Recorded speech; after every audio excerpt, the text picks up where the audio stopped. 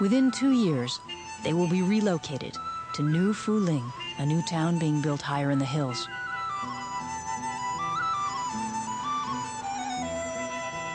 It is typical of the cities of New China, changing fast as the whole country develops as a world power. 13 modern cities like this are to be swept away, and all their residents moved. These men and women will have to relocate the businesses they've worked so hard to build up. The problems of moving this many people are considered by many insurmountable.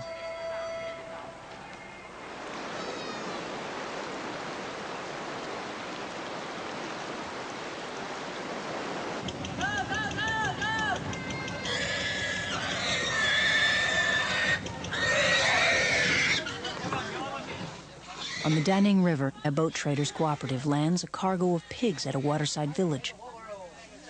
Following a long tradition, the villagers feed the boatmen before they return to their sampans. These men learned to handle boats as soon as they were old enough to walk. They learned to survive on the violent waters of a river that often brought flooding and death, but a river which also created rich farmland, giving the people their rice, their corn, and their vegetables.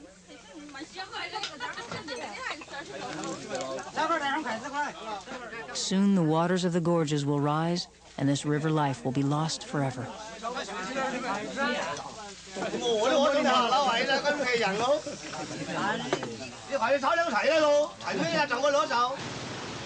The people whose lives will change most will not be the city dwellers, but those who live along the fertile banks of the Yangtze.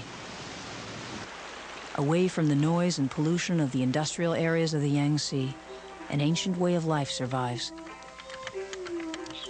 Yungyang Old Town is one of 4,000 doomed hill villages that are scarcely touched by the modern world.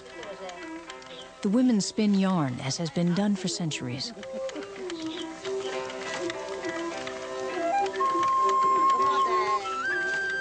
A kind of rural community that no longer truly exists in the Western world. The miller grinds winter corn and summer rice for his neighbors on the same millstones that his grandfather and great-grandfather used before him.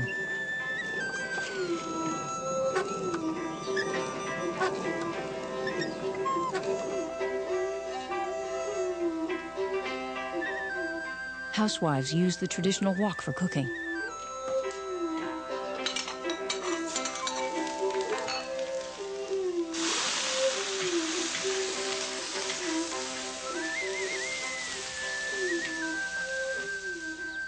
The village is almost self-sufficient, producing its own food, making its own clothes. The streets have never heard the sound of motorized traffic. It's a unique way of life.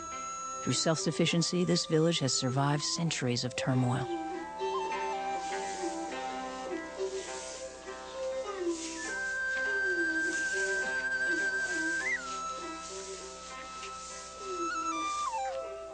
This is where the ancestors have been worshipped for generations. This is where the ancient village tree has stood for centuries. This is the time-hallowed ground that now has to be abandoned forever.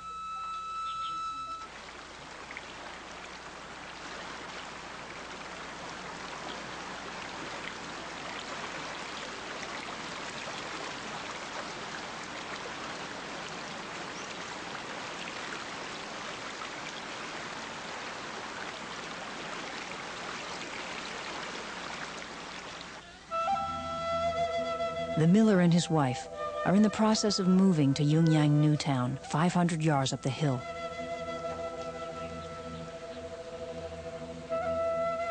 Here they will have to start again, without any reminders of their past.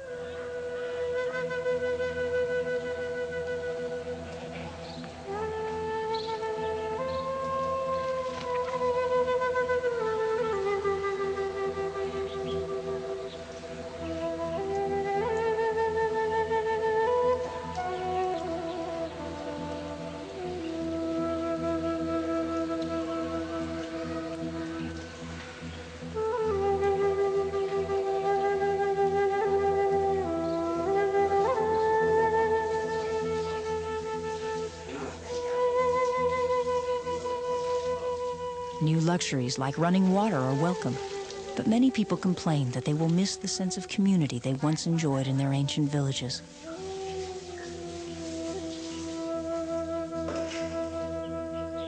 Signs indicating the height of the dam pepper the Three Gorges area.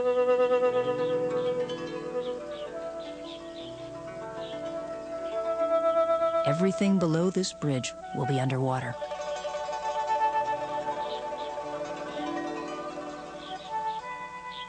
Even the top of the bridge itself will be below the waterline when the dam is complete and the reservoir full.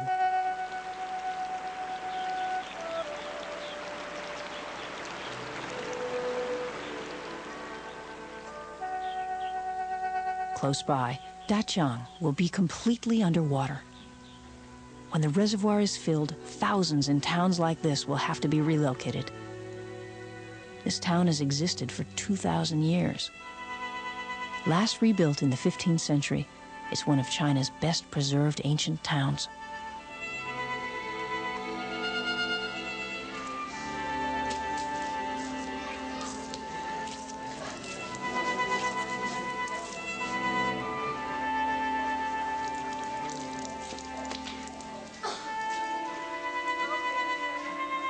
People here rarely leave the village and surrounding fields.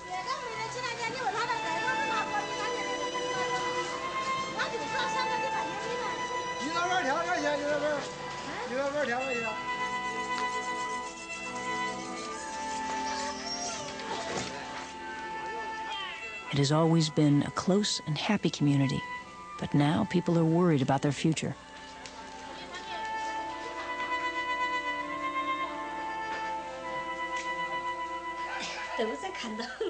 This is the true heart of China, a traditional way of life that has survived war, revolution, and famine. It's hard for people who live like this to accept that within 5 years, their town will lie under the waters of a lake.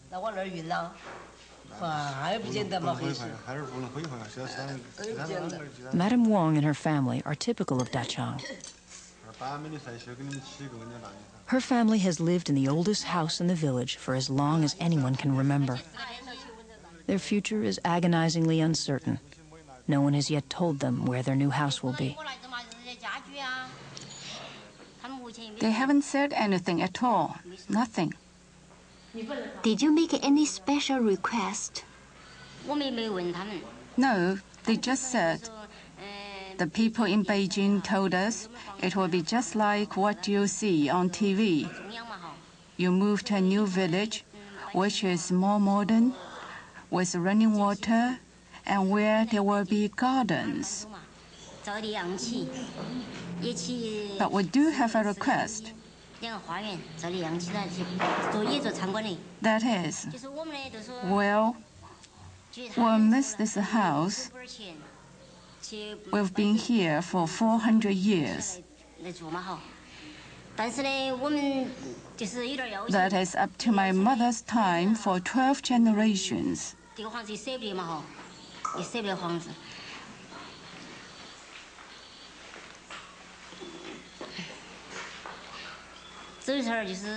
When we move, I'll just miss it.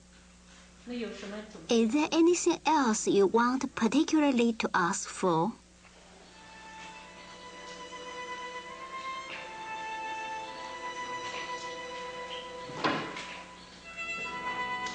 No, except that, well, we don't want to move. I just don't know how I'll tear myself away.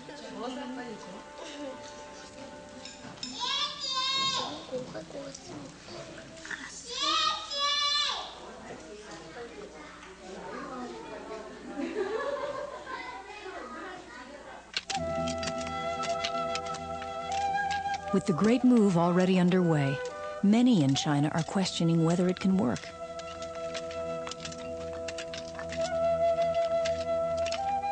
Patricia Adams, executive director of leading environmental group Probe International, has fundamental doubts.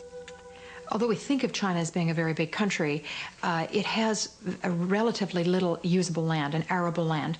And the number of people that would be forcibly resettled by the Three Gorges Dam is really more than can be properly resettled on land that they can farm, for example. And already we're seeing that. The farmers who have been resettled are returning to their homelands because the land is just not as good as what they left behind. It's very steep, it's eroded, and in many cases it's a bad climate, it's colder, so they simply cannot grow their crops as they once did.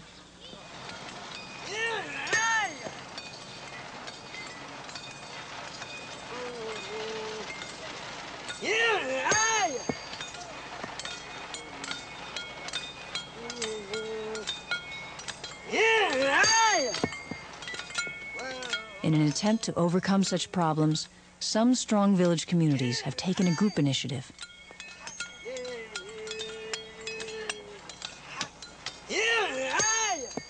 These people have chosen to build their new village themselves, pooling their small government compensation so they can build a village they will enjoy.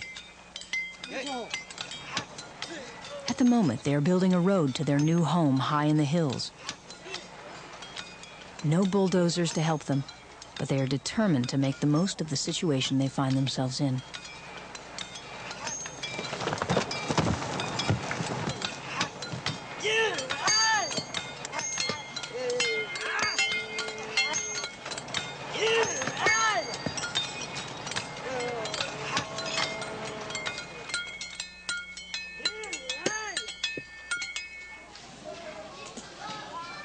Their new village takes shape above the reservoir's waterline, around the remains of an old temple.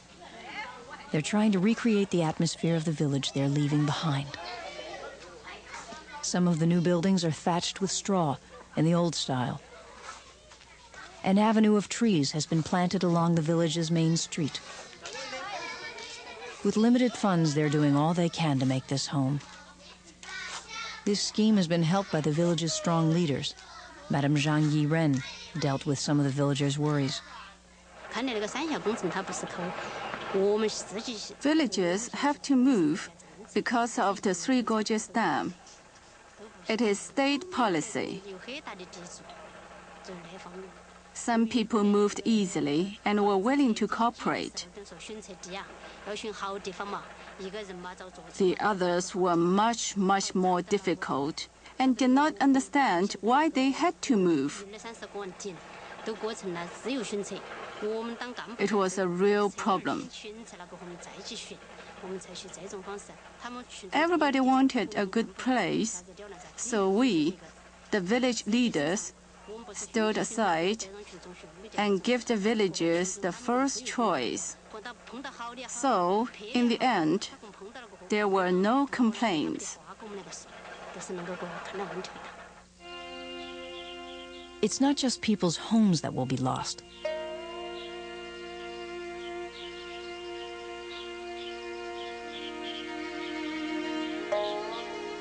It's also ancient temples and the landscape that's the backdrop for many of China's legends. This has produced a torrent of criticism in China, a land of newly acquired freedoms. We do not respond to political criticism. China needs this project economically and also to prevent natural disasters. In the final analysis, the Three Gorges project is between man and nature, and we can only use scientific methods to solve the problems.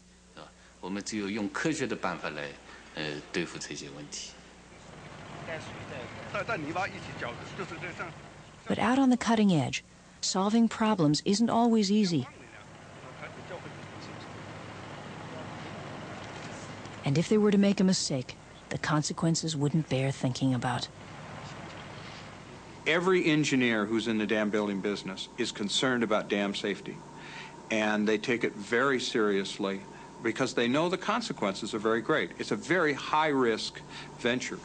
In the United States, we had a very large dam failure in the 1970s. The Teton Dam in Idaho was constructed.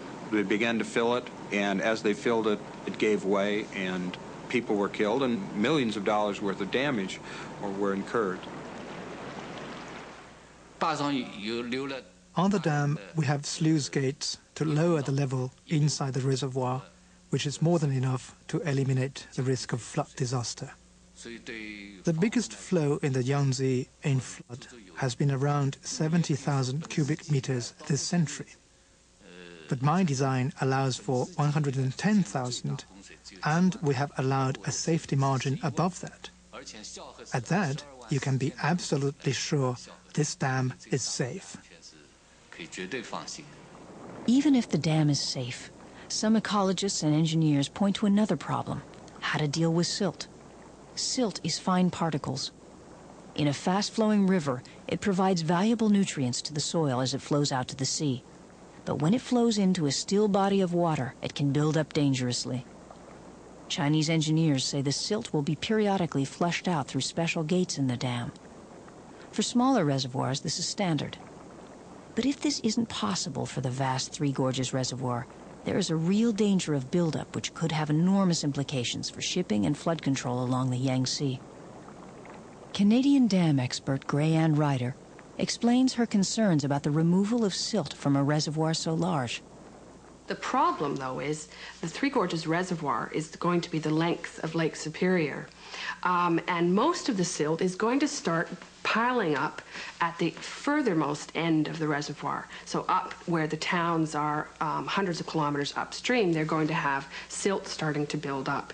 When the silt starts to pile up at the upper end of the reservoir, there's very little that the dam operators can do with that problem. And people have predicted that this is going to create a huge flooding problem upstream. So floods are going to occur more frequently upstream than they did in the past.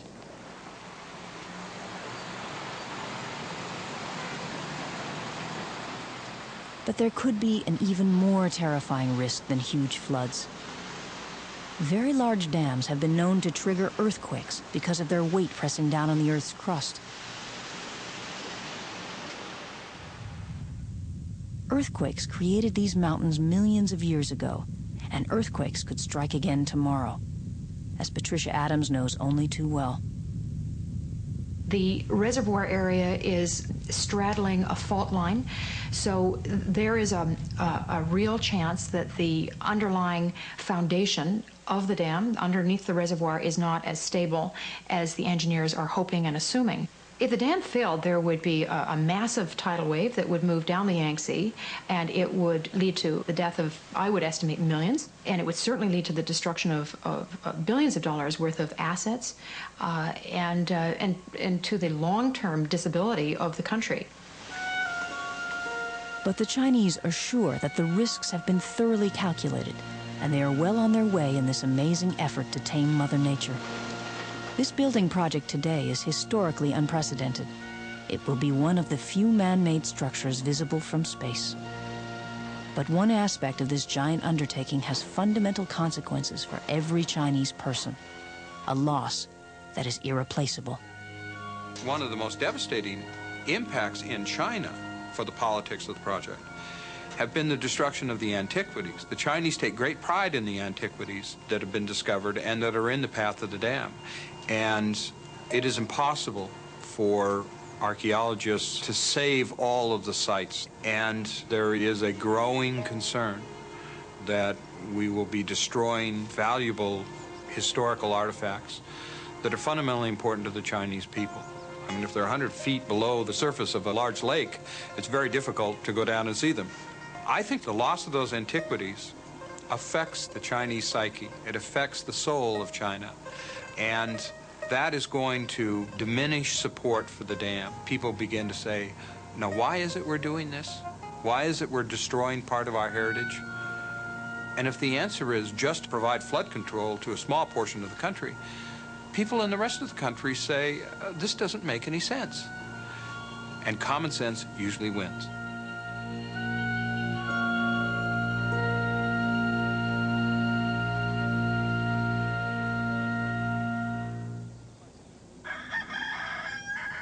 Ultimately, this is a battle between China's past and present.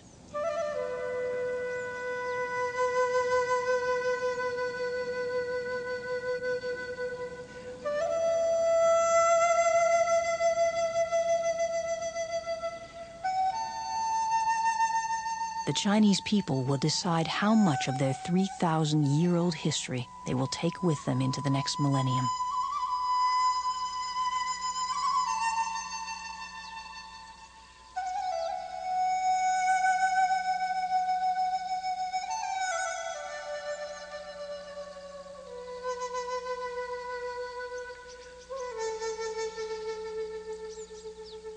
The dam promises prosperity and a catapulting of a great nation into the future, as well as providing protection from the floods that have caused death and destruction since man first walked on the shores of the Yangtze.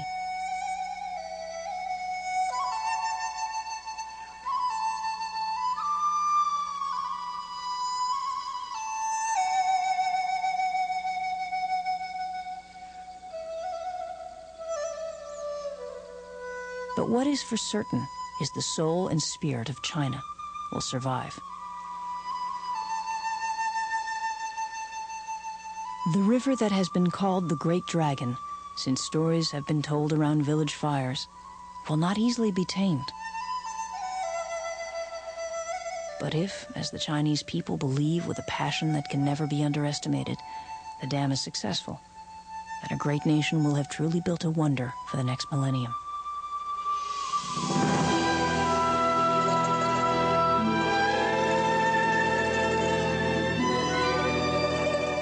A spectacular modern monument to man's ingenuity.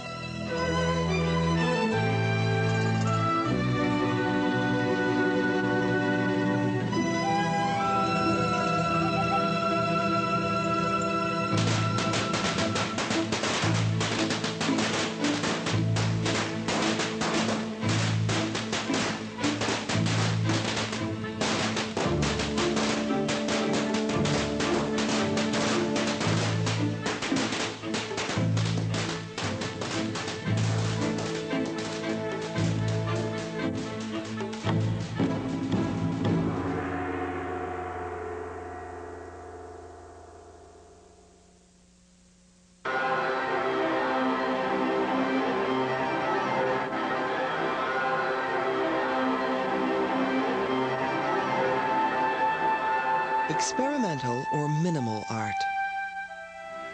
Traditional or familiar art. Restrained and detached. Or garish and conspicuous. It's all called art. Even though it doesn't seem to look like anything, or it strikes us as ugly, shocking, or just plain ordinary. Some art arouses protest. People don't think it's art and are inclined to call it pornography. Where's the dividing line?